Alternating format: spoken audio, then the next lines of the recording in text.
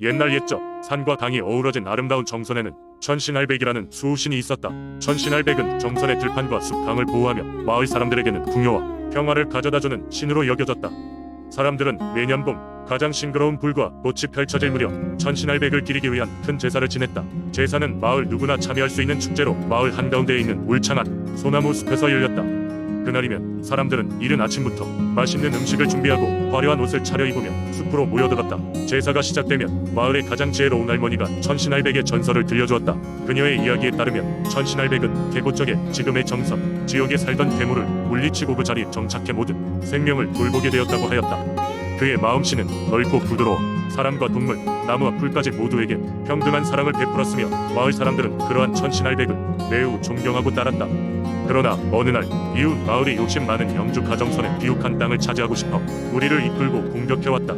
정선의 주민들은 두려움에 떨었으나 천신알백을 믿고 결코 물러서지 않았다. 저녁 무렵 갑자기 땅이 흔들리고 하늘이 어두워지면서 천신알백이 모습을 드러냈다. 그의 외침에 자연이 응답하며 강물이 출렁이고 바람이 매서워져 영주의 수하들을 쫓아버렸다. 그 후로도 천신알백은 종종 마을 사람들에게 모습을 드러내곤 했는데 그는 항상 자연과 함께 나타나곤 하였다. 그의 등장은 때로는 무지개로 때로는 별빛으로 또는 솔바람을 타고 전해지는 노래 속에 스며 있었다. 사람들은 그가 보여주는 자연의 기적을 통해 어려운 시기에 위안을 얻고 희망을 품었다. 시대가 흘러도 정선 사람들은 천신알백에 대한 믿음을 잃지 않았다. 지금도 그들은 봄이 오면 제사를 지내면서 서로의 가족과 이웃의 안녕을 기원한다. 누구라도 그 소나무 숲을 지나가면 마치 천신알백의 보호를 받는 듯한 포근함을 느낄 수 있다고 한다. 정선의 천신알백은 단순한 전설의 존재가 아니라 대대로 이어져 내려오는 마을의 중심이자 신앙의 대상이 되어 지금까지도 사람들 사이에서 깊은 경외의 존재로 자리 잡고 있다. 두 번째 이야기. 옛날 강원도 홍천의 남쪽의 우뚝 솟은 대룡산은 하늘에 닿을 듯한 위엄을 뿜어내고 있는 산이었다. 이 산은 단지 경치가 아름답고 웅장하기로 유명했을 뿐만 아니라 마을 사람들에게는 신성한 장소로 여겨졌다. 바로 대룡산에는 오래된 전설과 함께 전해 내려오는 수호신이 살고 있다고 믿어졌기 때문이다. 전해지는 이야기에 따르면 이 수호신은 가끔씩 호수 위를 떠다니는 큰 용의 모습으로 나타나곤 했다고 한다. 용은 하늘을 자유롭게 날아다니며 산골짜기를 지키며 마을 사람들을 보호해주는 존재였다. 하지만 수백 년 전 이 마을에는 큰 재앙이 닥쳤다. 바람은 매섭게 불어닥쳤고 홍천 강물은 사나운 빗줄기에 휘말려 넘쳐 흘렀으며 산사태까지 일어나 큰 혼란이 벌어졌다. 마을 사람들은 이러한 재난을 피하기 위해 수호신의 도움을 간절히 바라며 대룡산을 찾아갔다. 그들은 산 정상에 올리고 긴긴 세월 동안 전해 내려오던 방법대로 제단을 쌓고 신에게 바칠 음식을 준비했다. 그리고 나무로 만든 악기와 북소리에 맞춰 춤을 추며 간청했다. 대룡산의 수호신이시여, 저희를 구원해 주소. 이들의 간절한 마음이 하늘에 닿았을까. 용은 그들에게 나타나 인간의 형상을 취하고 마을 사람들 앞에 섰다. 수호신의 모습은 위엄으로 가득 차 있었지만 눈빛은 친절하고 온화했다. 그는 사람들에게 말했다. 두려워하지 마세요. 자연의 수반 속에서 일어난 일이니 다시 평화를 찾을 것입니다. 수호신은 산의 에너지를 모아 힘을 쏟아붓고 마법처럼 사나운 바람과 비가 잠잠해졌다. 사람들은 이에 감사하며 경의를 표했고 그날을 기리기 위해 매년 수확이 계절이 되면 대룡산 신성제를 열게 되었다. 이 전설은 오늘날까지도 홍천 지역의 구전으로 내려오고 있다. 이제 마을 사람들은 대룡산을 자연과 조화롭게 살아가는 상징으로 여기며 대룡산 신성제는 지역 문화를 알리는 중요한 행사로 자리 잡았다. 전설의 수호신은 더 이상 모습을 드러내지 않지만 사람들은 여전히 대룡산의 정상에 올라한 해의 평안과 풍요를 기원하는 의식을 치르며도 고마움을 잊지 않고 있는 것이다. 세 번째 이야기. 한반도의 중부에 위치한 제천은 예로부터 하늘과 소통하는 중대한 고장으로 여겨졌습니다.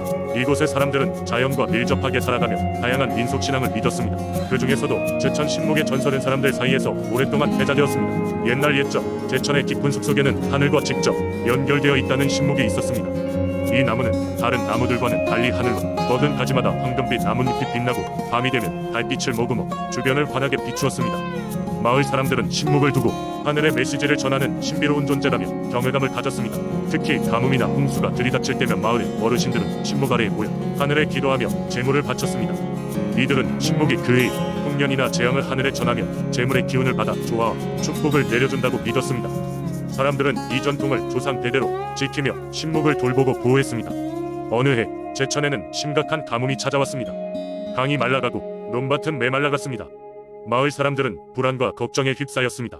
어르신들은 이 사태를 해결하기 위해 신목 아래에서 의식을 행하기로 결정했습니다. 그들은 단정하게 무릎을 꿇고 간절한 마음으로 기도를 올렸습니다. 놀랍게도 기도가 마무리될 즈음 하늘이 어두워지며 구름이 몰려오기 시작했습니다. 이내 굵은 빗방울이 떨어지더니 점차 굉장한 폭우로 변했습니다. 가뭄에 시달리던 사람들은 이것이 모두 신목의 영험 덕분이라고 여겼고 신목에 대한 존경과 감사의 마음은 더욱 커졌습니다. 세월이 흐르면서 제천의 신목에 대한 이야기는 더욱 많아졌습니다. 이 나무는 수백 년이 지난 후에도 여전히 그 자리에서 마을 사람들과 함께 살아가며 그들에게 위안과 희망을 주었습니다. 사람들은 신목주의에 돌담을 쌓고 매년 봄마다 축제를 열어 신목의 기적을 기념했습니다. 이러한 이야기는 오늘날까지도 제천 지역에서 전해지며 사람들은 신목이 전해주는 자연의 신비와 인연을 소중히 여기고 있습니다. 제천 신목의 전설은 단순한 민속신앙을 넘어 사랑과 자연의 조화로운 공존을 상징하는 소중한 유산으로 남아있습니다. 네 번째 이야기. 옛날 옛적 아산 지역에는 백학산이라는 산이 있었다.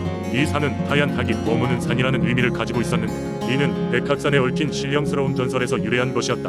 백학산 아래 작은 마을이 있었고 이 마을 사람들은 평화롭게 농사를 지으며 살아가고 있었다. 그러나 한 해 극심한 가뭄이 찾아와 모든 농작물이 타들어가고 물이 말라가면서 마을 사람들은 큰 어려움에 처하게 되었다. 사람들은 어떻게든 비를 내려줄 신을 찾아가 제사를 드리고자 했지만 어디서부터 어떻게 시작해야 할지 몰라 허둥대기만 했다. 그때 마을의 가장 연로한 지혜로운 할머니가 마을 사람들에게 백학산으로 가라고 조언했다.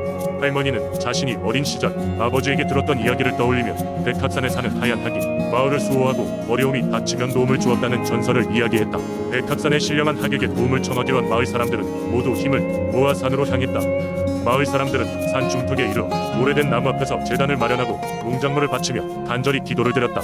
백학산의 신령한 학이여, 우리 마을을 구해주소. 이 가뭄을 멈추고 비를 내려주신다면 평생 당신을 모시고 감사의 마음을 잊지 않겠습니다. 라고 그 순간 하늘이 어두워지며 거대한 하얀 닭 한 마리가 마을 사람들 앞에 나타났다. 하얀 닭은 인간의 말을 알아듣는 듯 묵묵히 마을 사람들을 바라보다가 천천히 날개를 펼쳐 하늘로 날아올랐다. 그리고 곧이어 하늘에서 붉은 빗방울이 떨어지기 시작했다. 마을 사람들은 환호성을 지르며 기뻐했다.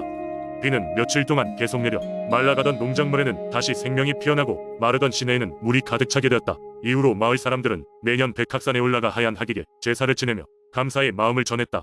그들은 하얀 닭을 마을의 수호신으로 모시며 비가 필요할 때마다 백학산으로 찾아가 기도를 드렸다. 이 전통은 세대를 거쳐 이어졌고 백학산의 하얀 닭 전설은 아산 지역의 민속신앙으로 자리 잡게 되었다. 지금도 아산 사람들은 백학산을 신성한 산으로 여기며 마을을 지켜주는 신령한 닭이 존재한다고 믿고 있다. 이렇듯 백학산의 하얀 닭은 단순한 전설이 아닌 아산 사람들의 삶과 신앙에 깊이 뿌리 내린 존재로 남아있다. 다섯 번째 이야기. 옛날 옛적 울산의 작은 어촌 마을에는 한 어부가 살고 있었습니다. 그의 이름은 강진수였고 그는 매우 성실하고 정직한 사람이었습니다. 매일 아침 일찍 일어나 바다로 나가 물고기를 잡았고 마을 사람들은 그의 수고 덕분에 신선한 생선을 먹을 수 있었습니다. 어느 날 진수는 평소와 다름없이 새벽에 일어나 낚싯배를 타고 바다로 나갔습니다. 그런데 그날따라 날씨가 심상치 않았습니다. 하늘은 잿빛으로 변하고 바람은 강하게 불어왔으며 파도는 거세게 몰아쳤습니다. 하지만 진수는 이미 바다로 나간 상황이었고 기상 상태가 나빠질수록 더 먼 바다로 나아가야 했습니다. 그렇게 몇 시간이 지나자 진수의 배는 낯선 섬에 다다르게 되었습니다. 이 섬이 흔히 지나던 곳이 아닌지라 진수는 신기한 마음으로 섬에 상륙했습니다. 섬에는 야생의 아름다움이 가득했고 신비로운 기운이 맴돌았습니다. 그리고 진수는 섬의 깊숙한 곳에서 큰 소리를 들었습니다. 그것은 마치 짐승의 울음소리 같았습니다. 소리를 따라가 본 진수는 놀랍게도 커다란 호랑이와 마주치게 되었습니다.